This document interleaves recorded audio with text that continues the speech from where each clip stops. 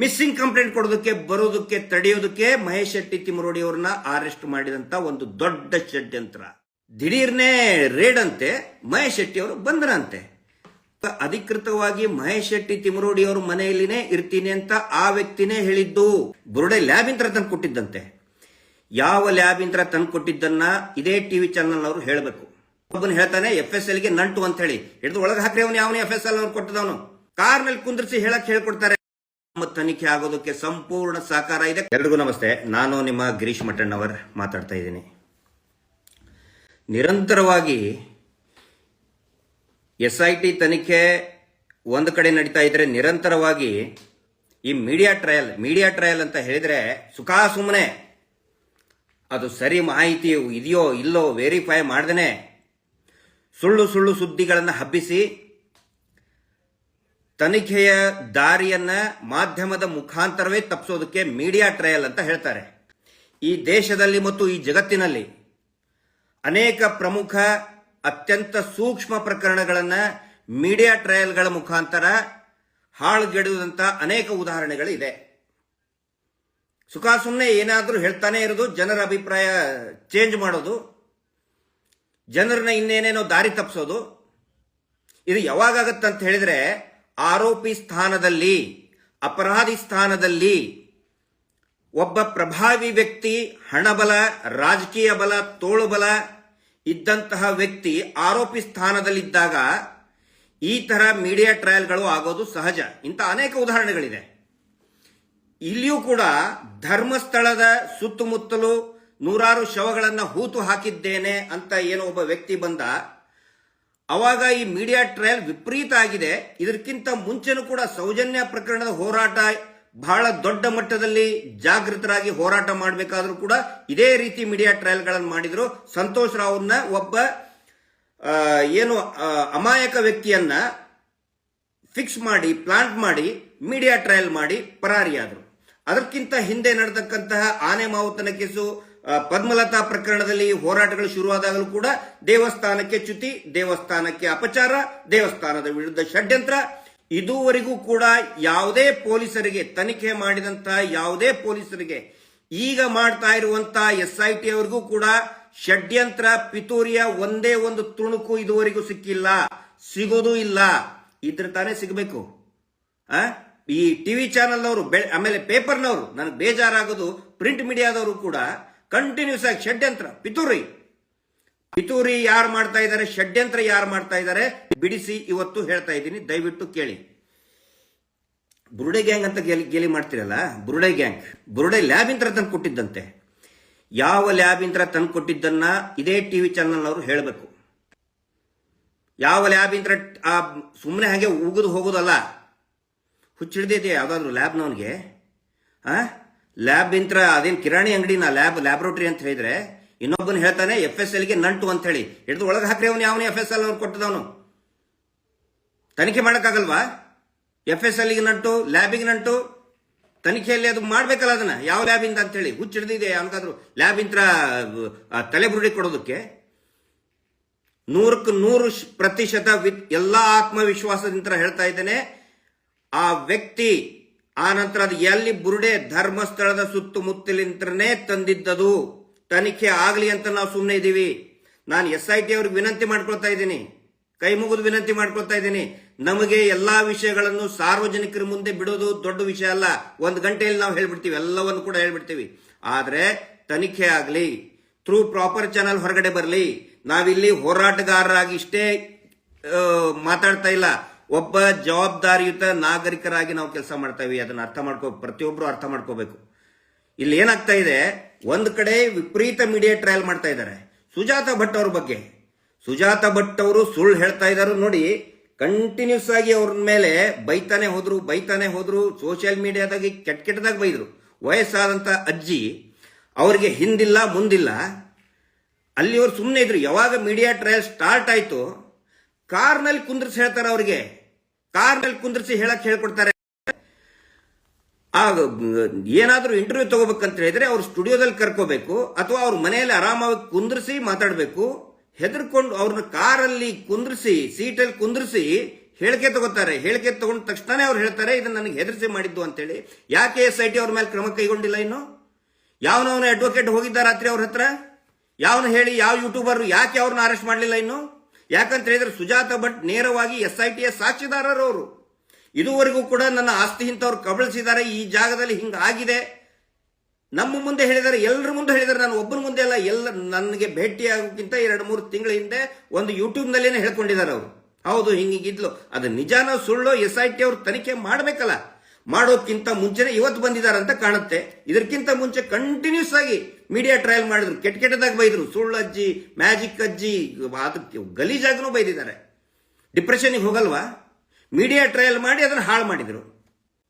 ಈಗ ನೋಡಿ ಬುರುಡೆ ಗ್ಯಾಂಗ್ ಅಂತ ಹೇಳ್ತಾರೆ, ಇನ್ನೊಂದು ಸ್ಟಾರ್ಟ್ ಆಗಿದೆ ಇವತ್ತು. ಅದು ಮನ್ನಿಂತರನೇ ಸ್ಟೋರಿ ಕ್ರಿಯೇಟ್ ಮಾಡಿದ್ರು. ಅದನ್ನ ಕುಕ್ಕರ್ ಏನೋ ಬ್ಲಾಸ್ಟ್ ಆಗಲಿಲ್ಲ ಅಂತೆ, ಅದ್ಯಾವುದೋ ಟೆರರಿಸ್ಟ್ NIA ಆಲ್ರೆಡಿ ಇದನ್ನಾಗಿದೆ. ಕುಕ್ಕರ್ ಬ್ಲಾಸ್ಟ್ ಟೆರರಿಸ್ಟ್ಗೂ ಇದಕ್ಕೂ ಏನೋ ಇದ್ರ ಮಾಡ್ತಾ ಇದ್ದಾರೆ. ಆ ದೇಶದ್ರೋಹಿಗಳವ್ರು ಯಾರು? ಆ ದೇಶದ್ರೋಹಿಗಳನ್ನ ಪತ್ತೆ ಹಚ್ಚಬೇಕು, ಅದನ್ನ ಪ್ರಸಾರ ಮಾಡ್ತಾ ಇರುವಂತಹ ಟಿವಿ ಚಾನೆಲ್ಗಳು ಕೂಡ ದೇಶದ್ರೋಹಿ ಕೆಲಸನೇ ಮಾಡ್ತಾ ಇದ್ದಾರೆ. ಯಾಕಂದ್ರೆ ಭಯೋತ್ಪಾದನೆ ಅಂತ ಹೇಳಿದ್ರೆ ಅತ್ಯಂತ ಗಂಭೀರವಾದಂತಹ ಸಮಸ್ಯೆ, ಗಂಭೀರವಾದಂತಹ ಒಂದು ಪ್ರಕರಣಗಳವು. ಅವುಗಳನ್ನ ಒಂದು ಸತ್ಯವಾದಂತಹ ಹೋರಾಟದ ಜೊತೆಗೆ ಸೇರಿಸಿಕೊಂಡು ಪ್ರಸಾರ ಮಾಡ್ತಾ ಇರುವಂತಹ ಟಿವಿ ಚಾನೆಲ್ಗಳ ಮೇಲೆ ಕೂಡ ಆಕ್ಷನ್ ತಗೊಳ್ಬೇಕಾಗ್ತದೆ. ಒಂದ್ ಕಡೆ ಮೀಡಿಯಾ ಟ್ರಯಲ್ ಮಾಡ್ತಾರೆ, SITದವರು ಏನು ಮಾಡ್ತಾ ಇಲ್ಲ, ಪೊಲೀಸರು ಏನು ಮಾಡ್ತಾ ಇಲ್ಲ, ಸರ್ಕಾರದವರು ಸುಮ್ಮನೆ ಕುತ್ಕೊಂಡು ಬಿಟ್ಟಿದ್ದಾರೆ. ಈ ಷಡ್ಯಂತ್ರದ್ದು ಒಂದೇ ಒಂದು ಇದ್ರೂ ಕೂಡ ಖಂಡಿತವಾಗಿ ಹೊರಗಡೆ ಬರ್ತಾ ಇತ್ತು. ಇವತ್ತಿನವರೆಗೂ ಕೂಡ ಒಂದೇ ಒಂದು ತುಣುಕು ಸಿಕ್ಕಿಲ್ಲ. ಆನಂತರ ದಿಢೀರ್ನೇ ರೇಡ್ ಅಂತೆ, ಮಹೇಶ್ ಶೆಟ್ಟಿ ಅವರು ಬಂದರಂತೆ. ಆ ಅನಾಮಿಕ ವ್ಯಕ್ತಿ ಯಾವಾಗ SIT ಸುಪರ್ದಿಗೆ ಬಂದಿದ್ದಾನೆ ಅವಾಗ ಅಧಿಕೃತವಾಗಿ ಮಹೇಶ್ ಶೆಟ್ಟಿ ತಿಮರೋಡಿ ಅವರು ಮನೆಯಲ್ಲಿನೇ ಇರ್ತೀನಿ ಅಂತ ಆ ವ್ಯಕ್ತಿನೇ ಹೇಳಿದ್ದು. ಗೊತ್ತಾಯ್ತಾ? SIT ಅವರು ಅಡ್ವೊಕೇಟ್ ಕೇಳ್ಕೊಂಡಿದ್ರು, ನಾವು ಇವನಿಗೆ ವ್ಯವಸ್ಥೆ ಮಾಡ್ತೀವಿ ಅಂತ ಹೇಳಿದಾಗ ಆ ವ್ಯಕ್ತಿ ಬೇಡ ಅಂತ ಹೇಳಿದ್ದ. ಮಹೇಶ್ ಶೆಟ್ಟಿ ತಿಮರೋಡಿ ಅವರ ಹೆಸರು ಹೇಳಿದಾನೆ, ನನ್ನ ಹೆಸರು ಕೂಡ ಹೇಳಿದಾನೆ. ಗಿರೀಶ್ ಮಟ್ಟಣ್ಣ ಅವರ ಒಂದು ರಕ್ಷಣೆಯಲ್ಲಿ ನಾನಿದ್ದೇನೆ, ಆ ವ್ಯಕ್ತಿನೇ ಹೇಳಿದಾನೆ. ಅದರ ಸಲುವಾಗಿ ಅಧಿಕೃತವಾಗಿ ಉಜಿರೆ, ಯಾಕಂತ ಹೇಳಿದ್ರೆ ಸಮೀಪ ಇರೋದೇ ಉಜಿರೆ, ಇನ್ನು ಯಾರು ಇಟ್ಕೋತಾರ ಅವನ್ ಅಂತ ವ್ಯಕ್ತಿನ ಯಾರು ಇಟ್ಕೋತಾರ ಹೇಳಿ? ಭಯ ಕಾಡಲ್ವಾ ಯಾರಾದ್ರೂ? ನೀನ್ ನಿಮ್ಮ ಮನೆಯಲ್ಲಿ ಏನೇನು ಮದುವೆ ಮನೆ ಅಲ್ಲ, ನೀವು ಇಷ್ಟು ಜನ ಇಲ್ಲಿರಿ ಅಂತ ಹೇಳಕ್ಕೆ. ಅಂತ ಗಂಭೀರ ಪ್ರಕರಣದ ಒಬ್ಬ ಸಾಕ್ಷಿದಾರನ ಯಾರು ಇಟ್ಕೊಳ್ತಾರೆ ಸ್ವಾಮಿ?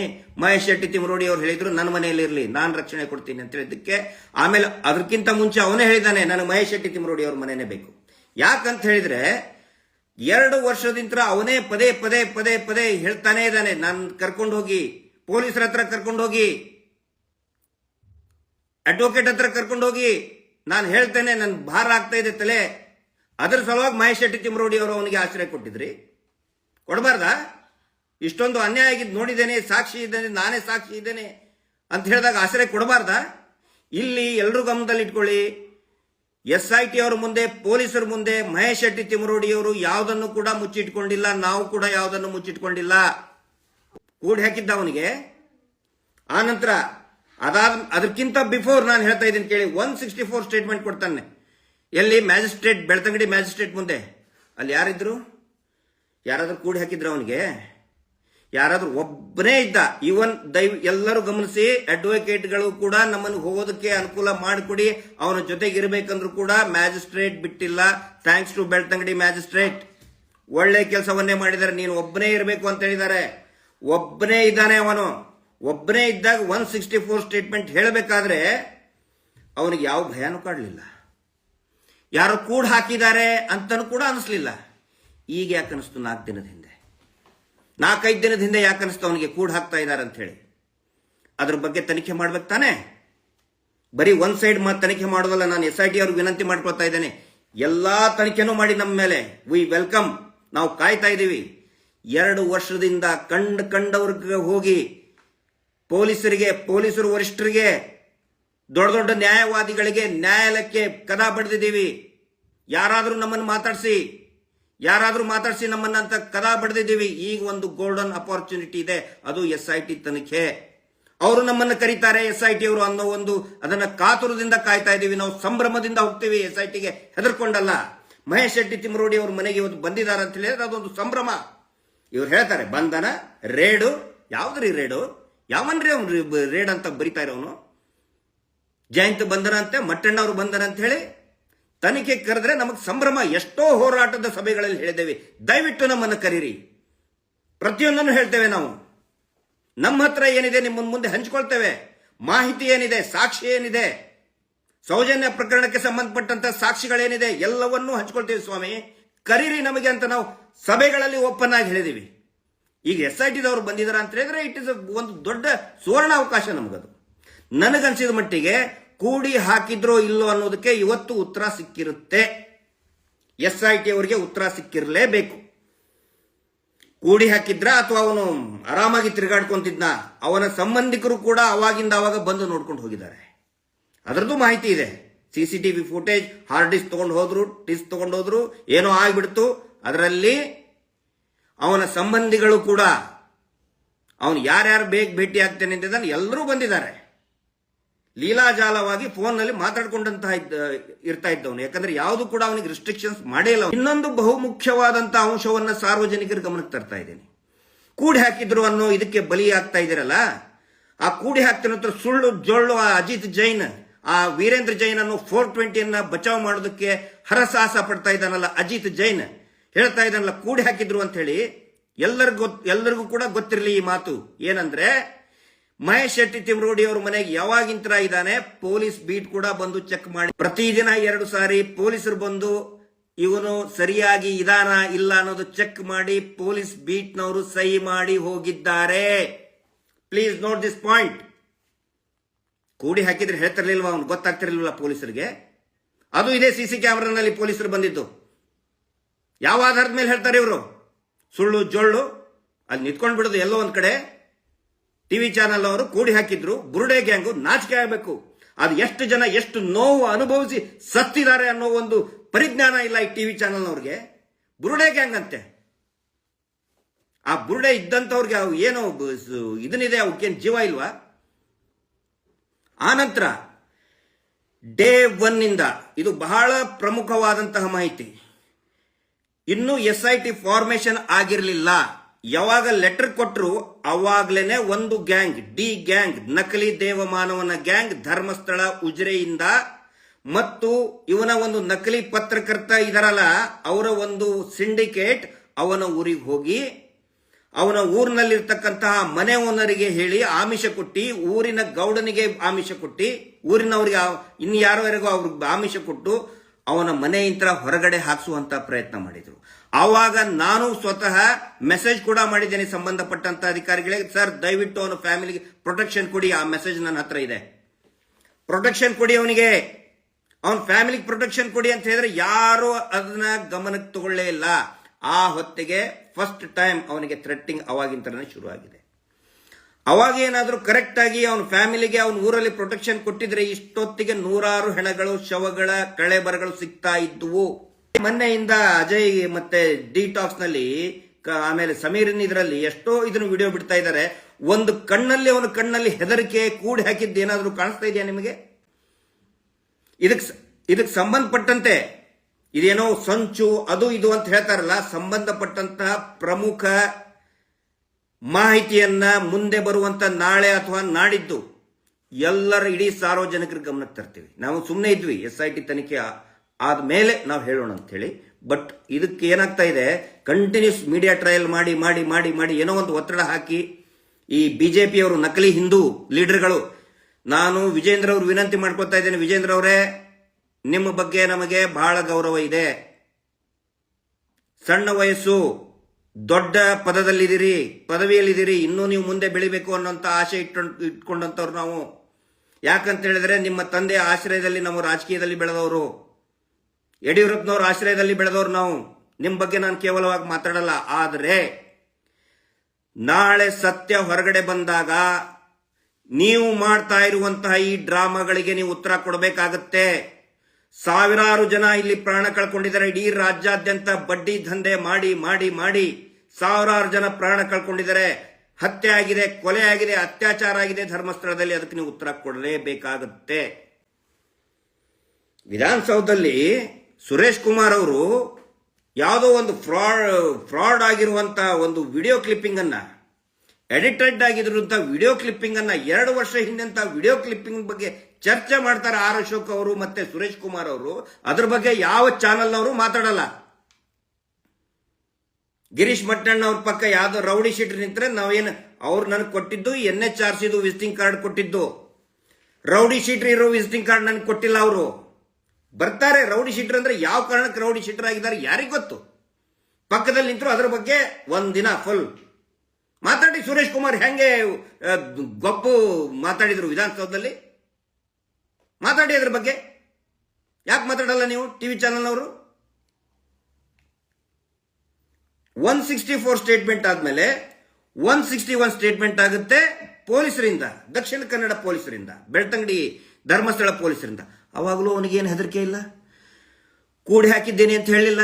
164 ಆಗ್ಬೇಕಾದ್ರೆ ಅವನು ಅಲ್ಲಿ ಇದ್ದಿದ್ದೆ ಅಂದ್ರೆ ಮಹೇಶ್ ಶೆಟ್ಟಿ ತಿಮರೋಡಿ ಅವ್ರ ಸಂಪರ್ಕದಲ್ಲೇ ಇದ್ದಿದ್ದಿಲ್ಲ ಅವಾಗ. ಅಂದ್ರೆ ಆ ಟೈಮಿಗೆ ಏನು ಜಾಸ್ತಿ ಜನ ಇದ್ದಿದ್ದೇ ಇಲ್ಲ ಅವ್ರ ಜೊತೆಗೆ. ಫ್ರೆಶ್ ಆಗಿ ಬಂದಿದ್ದ ಊರಿಂದ, ಅವಾಗ ಹೆಂಗ್ರಿ ಕೂಡಿ ಹಾಕಕ್ಕಾಗುತ್ತೆ? ಅದಾದ್ಮೇಲೆ 161 ಸ್ಟೇಟ್ಮೆಂಟ್ ಆಗುತ್ತೆ, ಅವಾಗಲೂ ಕೂಡ ಅವನಿಗೇನು ಭಯ ಇಲ್ಲ. ಅದಾದ್ಮೇಲೆ ಒನ್ಸ್ ಅಗೇನ್ ಇನ್ನೊಂದು 161 ಸ್ಟೇಟ್ಮೆಂಟ್ ಆಗುತ್ತೆ. SIT ಮುಂದೆ ಹೇಳ್ಬೋದಾಗಿತ್ತು ನನಗೆ ಹೆದರಿಕೆ ಅಂತ ಮಾಡಿಸಿದ್ದಾರೆ ಅಂತೇಳಿ, ಹೇಳಲ್ಲ. ಗಮನಿಸಿ ಪ್ರತಿಯೊಂದನ್ನು ಕೂಡ. ಪೊಲೀಸ್ ಬೀಟ್ನವ್ರು ಪ್ರತಿದಿನ 2 ಸಾರಿ ಬರ್ತಾರೆ, ಚೆಕ್ ಮಾಡ್ಕೊಂಡು ಹೋಗ್ತಾರೆ, ಇವನು ಸೇಫ್ ಇದ್ದಾನೆ ಅಂತ ಹೇಳ್ಕೊಂಡು ಕನ್ಫರ್ಮ್ ಮಾಡ್ಕೊಂಡು ಹೋಗ್ತಾರೆ. ಎವ್ರಿ ನೈಟ್ 2 ಟೈಮ್ಸ್ ಬರ್ತಾರೆ. ಯಾರು ಅವನಿಗೇನು ತೊಂದರೆನೇ ಇಲ್ಲ. ಸಡನ್ ಆಗಿ 4-5 ದಿನಗಳಿಂದ ಯಾಕೆ ಬಂತು ಅವನಿಗೆ? SIT ತನಿಖೆ ಆಗಿ 3-4 ದಿನಕ್ಕೆ ಹೇಳ್ತಾನ್ರಿ ಅವನು. ಮಂಜುನಾಥ್ ಗೌಡ ಅಂತ ಒಬ್ಬ ಇನ್ಸ್ಪೆಕ್ಟರ್ ನನಗೆ ಹೆದರಿಕೆ ಹಾಕಿ ವಿಡಿಯೋ ಮಾಡ್ಕೊಂಡು ಹೋದ, ಸಪರೇಟ್ ಆಗಿ ನಿಲ್ಸಿ ಅಂತೇಳಿ. ಅದನ್ನ ಯಾಕೆ ಗಂಭೀರವಾಗಿ ತಗೊಳ್ಳಿಲ್ಲ? ತಗೋಬೇಕಲ್ಲ. ಇದಕ್ಕೆ ಉತ್ತರ ಕೊಡೋರು ಯಾರು? ನನಗೆ ಅರ್ಥ ಆಗುತ್ತೆ. ಇದೊಂದು ದೇಶ ಕಂಡಂತಹ ಗಂಭೀರ ಪ್ರಕರಣ. SIT ಅಧಿಕಾರಿಗಳಿಗೂ ಕೂಡ ಒಂದು ದೊಡ್ಡ ಚಾಲೆಂಜ್. ಆ ನಂತರ ಆ ವ್ಯಕ್ತಿಯನ್ನ ಪ್ರತಿನಿಧಿಸ್ತಕ್ಕಂತಹ ಅನಾಮಿಕ ವ್ಯಕ್ತಿ, ಈಗ ಚಿನ್ನಯ್ಯ ಅವನ ಹೆಸರು, ಆ ಚಿನ್ನಯ್ಯನ್ನ ಪ್ರತಿನಿಧಿಸ್ತಾ ಇದ್ದಂತಹ ಅಡ್ವೊಕೇಟ್ಗಳಿಗೂ ಕೂಡ ಒಂದು ದೊಡ್ಡ ಚಾಲೆಂಜ್. ಎಲ್ಲರಿಗೂ ಒಂದು ದೊಡ್ಡ ಚಾಲೆಂಜ್ ಇದು.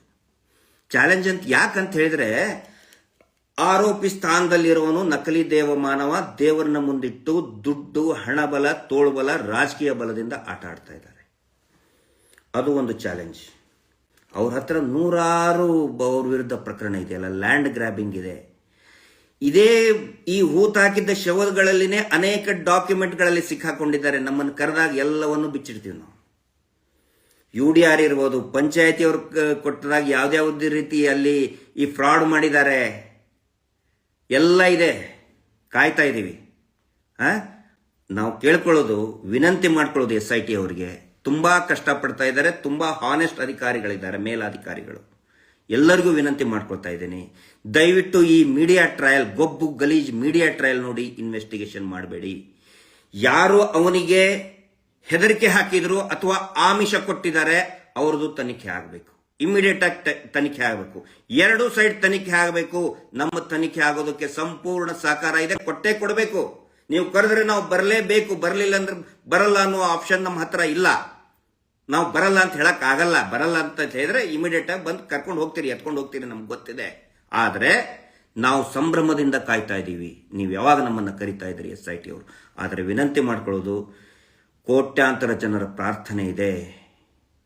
ಈ ನಕಲಿ ದೇವಮಾನವ ಒಬ್ಬ ಫ್ರಾಡ್ಸ್ಟರ್, ಒಂದು ಕುಟುಂಬ, ಕೊಲೆಗಡಕರ ಕುಟುಂಬ ಅಂತ್ಯ ಆಗಬೇಕು. ದಬ್ಬಾಳಿಕೆ ಅಂತ್ಯ ಆಗಬೇಕು.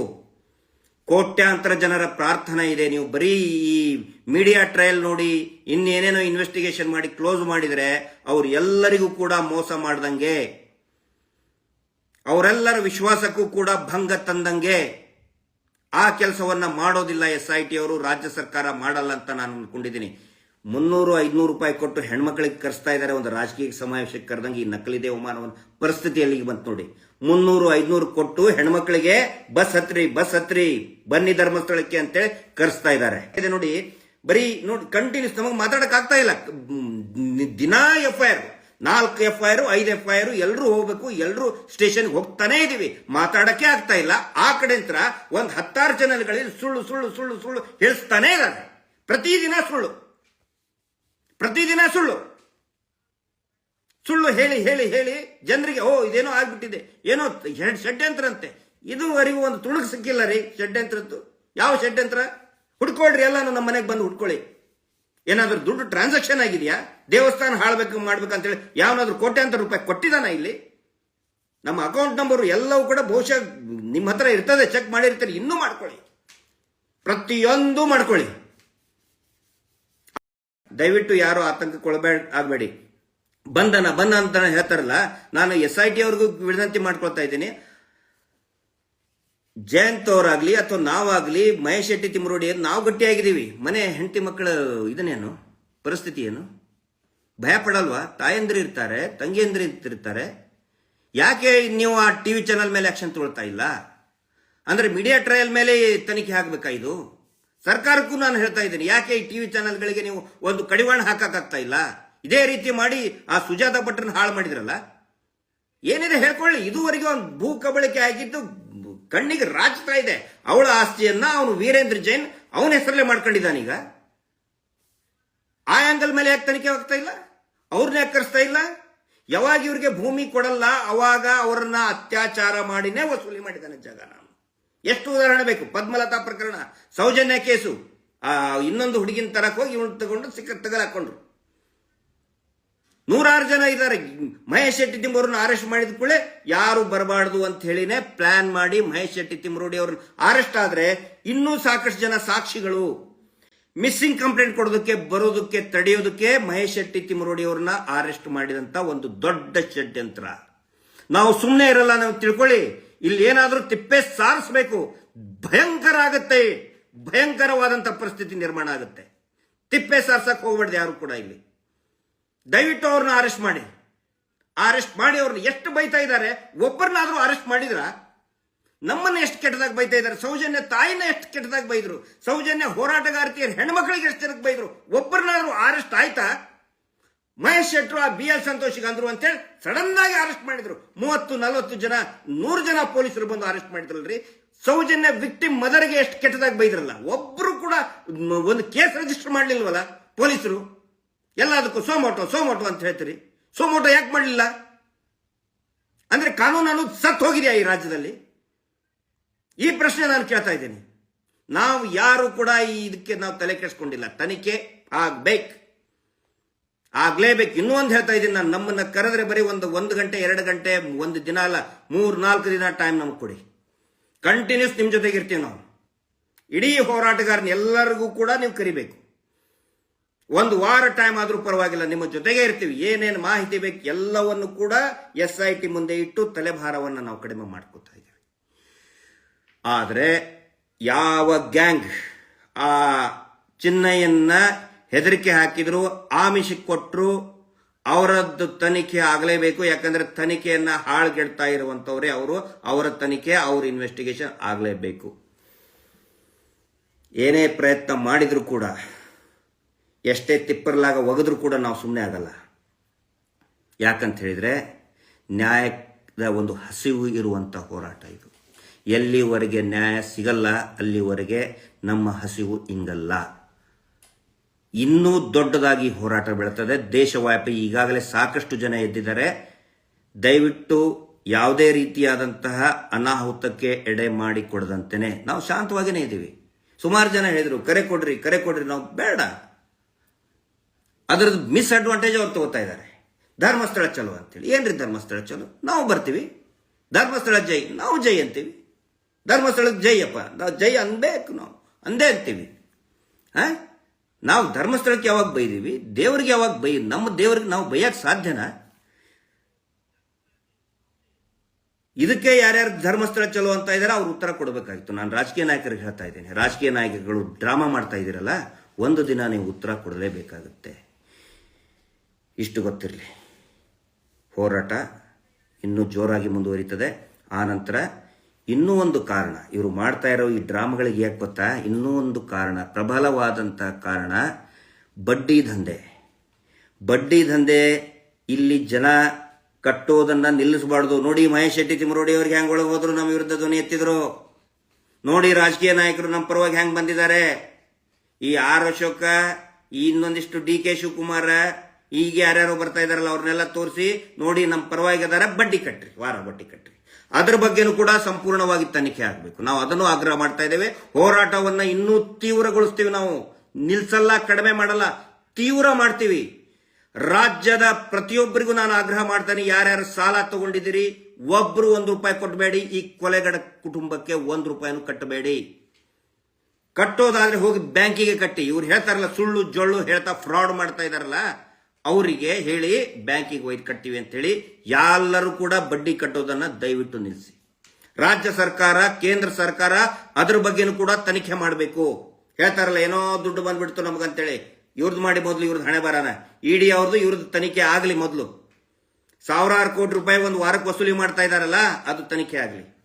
ಹೋರಾಟ ಇನ್ನೂ ದೊಡ್ಡದಾಗುತ್ತೆ, ಇನ್ನೂ ತೀವ್ರಗೊಳಿಸ್ತೀವಿ ಅನ್ನೋ ಮಾತು ಹೇಳ್ತಾ ಇವತ್ತಿನ ಈ ಲೈವ್ ಅನ್ನ ಮುಗಿಸ್ತಾ ಇದ್ದೀನಿ. ಪ್ರಮುಖ ಮಾಹಿತಿಗಳ ಜೊತೆಗೆ ನಿಮ್ಮ ಮುಂದೆ ಬಂದಿದ್ದೀನಿ. ನಾಳೆ ನಾಡ್ದ್ರಲ್ಲಿ ಇನ್ನೂ ಅನೇಕ ಪ್ರಮುಖ ಮಾಹಿತಿ ದಾಖಲೆಗಳನ್ನು ಸಾರ್ವಜನಿಕರ ಮುಂದೆ ಬಿಡ್ತಾ ಇದ್ದೀವಿ ನಾವು. Justice for Soujanya. ನಮಸ್ತೆ.